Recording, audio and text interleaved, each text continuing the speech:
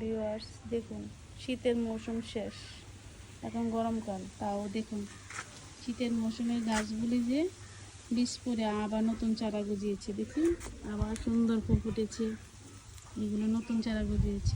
গরমের দিনে এরকম গাঁদা ফুল ফুটে আছে, দেখছি কত সুন্দর, কত ফুল ফুটেছে দেখুন। আমাদের গ্রামের বাড়ি, শ্বশুর বাড়িতে আসছি, কালকে আসছি আর কি বেড়াতে। দেখুন কত ফুল ফুটে আছে, নতুন চারা থেকে আবার ফুল উঠছে। এই পুরান চারাগুলো মরে গেছে তো, তারপর এগুলো থেকে ফুল থেকে আবার বেশি পরে নতুন চারা গজিয়েছে, এগুলো থেকে ফুল ফুটছে।